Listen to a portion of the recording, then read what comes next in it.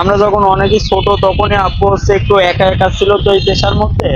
আব্বু একটু অসুস্থ হয়ে যাওয়ার পরে কাজগুলো আর কি আমাদের শিখাই। এই লেখাপড়ার পাশাপাশি এই কাজও করতাম, একটু লেখাপড়াও করতাম। তো অ্যাকচুয়ালি যখন হাতের কাজগুলো ভালোভাবে বুঝতে শিখলাম আর লেখাপড়া করাটা সম্ভব হয়ে দাঁড়াইলো না।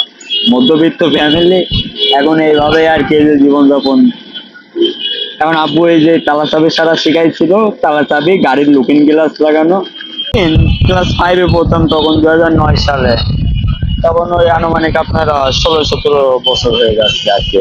ছোটবেলায় কাজ তো ফার্স্টে তো আব্বু হাতে দিই না, এখন দেখেছি ওই বলতো ওই গাড়ির তালাটা খোলার ট্রাই করেছি, আব্বু দেখাই দিত এভাবে না এভাবে এগুলো খুলতে হয়। ওইগুলো আব্বু দেখানো অনুযায়ী আর কি ওইটাকে স্মরণ করেই শিখে গেছে অ্যাকচুয়ালি। এখন এই যে এইভাবেই আবার গাড়ির গ্লাস গুলো এগুলো দাগাইতে বলতো। আব্বু ছিল, বড় ভাইয়া ছিল। বড় ভাইয়া একটু বাইরের কাজ নিয়ে ব্যস্ততার, বাসা বাড়িতে অনেক সময় কাজ কাম করে বেড়াই, ওর তো সেরকমের শিখাই উঠতে পারিনি। তারপরেও আমার মূল ভারী ভারী বড় সড়ো কাজ কাম গুলো সব বড় ভাইয়াই শিখায় আর কি। আলহামদুলিল্লাহ খুব ভালোভাবেই কর্ম করে যাচ্ছে এখানে। গাড়ির এই লুকিং গ্লাস গুলো লাগানো হয় এখানে। তোমার ভালোই খুশি হয়, কারণ 500-600 টাকা এই গ্লাসটাও কিনতে হবে 2টা, আর আমরা একটা ওইটা 100 টাকার মধ্যে ইনশাল্লাহ কমপ্লিট করে দিচ্ছি, এবং কি অরিজিনাল একটা ফিনিশিং নিয়ে আসতেছে কাজের মধ্যে। এখন এই জন্য কাস্টমার আর কি একটু পছন্দ করে। এখন গাড়ির লুকিং গ্লাস তো একবারে 2টা তো চেঞ্জ করা সম্ভব হয়ে ওঠে না, একটা ভাঙে গেলে পারে একটাই তখন সবারই প্রয়োজন, তখন আর কি অ্যাকচুয়ালি ওই একটার উপর দিয়ে ওইটা আমরা লাগাই দিই। কারণ আমরা গ্লাসটা আমরাই দিয়ে থাকি, আমরাই সুন্দরভাবে আবার অরিজিনাল ফিনিশিং এর সাথে কাজগুলো কমপ্লিট করে থাকি। মানে এতে কাস্টমার খুবই খুশি হয়। সব ধরনেরই যাবতীয় তালা চাবি, গাড়ির লুকিং গ্লাস, বাসা বাড়িতে অনেক সময় রুম আটকায় যায়, লক হয়ে যায়, ওইগুলো আমার আবার বড় ভাই আছে, সে বাসা বাড়িতে যায়, ওই কাজগুলো করে দিয়ে আসে। আমি সারাদিন দোকানদারি করি, আর আমার বড় ভাই আছে, ভাই বাসা বাড়ির উপরে কাজ কাম গুলো করে। চোরের কাজ কাম অ্যাকচুয়ালি ওদের কথাবার্তাই উল্টা পাল্টা। যেমনটা ছবি নিয়ে আসে, চাবি আঁকায় নিয়ে আসে, ওই তালার ছবি নিয়ে আসে, চাবি বানায় দাও। ওই তাদের সঙ্গে একটু রং ব্যবহার করলে, একটু ধমক ধামাক মারলে তারা চলে যায়, ওটা নিয়ে আর সমস্যা হয় না। এখন ওইটা সম্পূর্ণ আমার ভিতরে, আমি যদি মনে করি যে ওই কাজ করব না বা ওইটা আমার জন্য ঝুঁকিপূর্ণ, ওইটা আমি তো জিন্দিগিতে করতে চাইবো না। এখন ওই রকম কিছু অল্প বয়সী সাল পালে বেশি এইগুলো করে থাকে। এখানে অ্যাকচুয়ালি ওই যে উপরে দোতলাতে আমার দোকান নেওয়া আছে, আর সেই মাধ্যমে আমি এখানে বসতে পারি। এখন দোতলাতে তো আর এই ছোটখাটো কাজ কাম গুলো তো একজন কাস্টমার যাইতে চায় না, বা ওই দোতলাতে উঠতে চায় না। এখন এই জন্যই আর কি আমার ওই দোকান সোজাসুজি নিচের বসা। এই পাশে আছি 5-6 বছর মতো, আগে ওই পাশে ছিলাম। ওই পাশে আমার আব্বুর দোকান ছিল, দোকানটা ভাঙিয়ে দেওয়াতে তারপরে আমরা আর কি এখানে ছিলাম আর কি। এখানে এই যে এখনো আছি, ইনশাল্লাহ দেখি যতদিন থাকে। আর নিচে দোকানপাট খুঁজতেছি, নিচে দোকানপাট পাইলে পারে ইনশাল্লাহ আমি নিব। সব হাতের কাজের উপরে কোনো কাজ হয় না আমি যতটুকু জানি।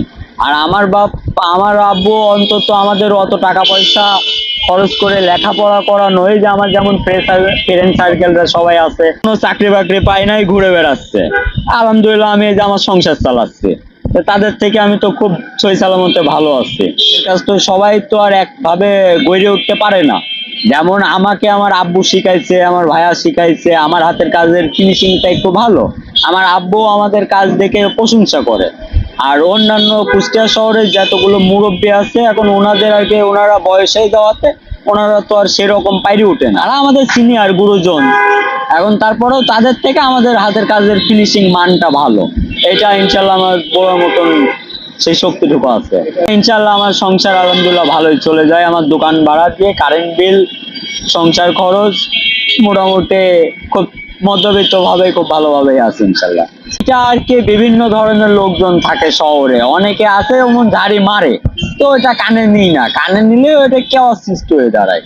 কারণ ওইটা আমি যদি সয়ে নিতে পারি, মাথা নিচ করে কাজ করে সাইডে দিই।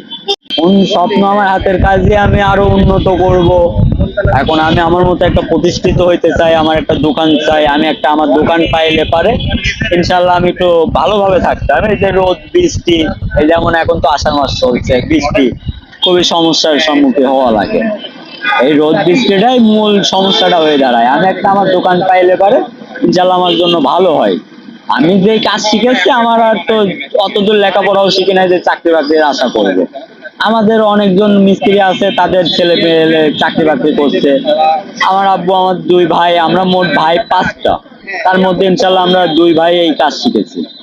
দুই ভাই ঢাকাতে থাকে, আমার ছোট ভাই ট্রাকের ইঞ্জিন মিস্ত্রি। ইনশাল্লাহ ও ভালো কাজ শিখে নিয়েছে আমাদের থেকে। তো হয় এখন ছোটবেলায় খেলাধুলারই বয়স আমার, ওই সিচুয়েশনটা আর কি কাজের মধ্যে ব্যস্ততা হয়ে গেছি, ওইটা আর মনে আসে না। ওইটা কখনোই মানে নিজের আলাদা এক্সট্রা একটা সময় খেলাধুলা একটু মাঝে মধ্যে ক্রাম খেলি। বাকি আমার হাতের কাজের ফিনিশিংটা খুব মান রাখতে চাই ইনশাল্লাহ। আর হারাম হইতে যেন বিরত থাকে আমি, আল্লাহ তাআলার কাছে এতটুকুই চাওয়া, হারাম থেকে যেন আমায় একটু দূরে রাখে। কারণ অনেক ইয়াং জেনারেশনের মধ্যে আছে, চল অমুকের বাড়ি, অনেক টাকা পয়সা, ওরা বাড়িতে নেই, তালাগুলো ভেঙে দিবি, এইসব যেন আল্লাহ তাআলা যেন মাথার মধ্যে মোটেই না নিয়ে আসে। কারণ আমার অল্প বয়স, আপনারাও দোয়া করবেন যাতে ওইভাবে যেন মাথার মধ্যে কুবুদ্ধি না আসে। যতটুকু 2 টাকা আয় করতেছি ডাইরেক্ট খাইতে খুব সহিতালার মতোই ভালো আছি, আমার গোশ মাছ দরকার নেই।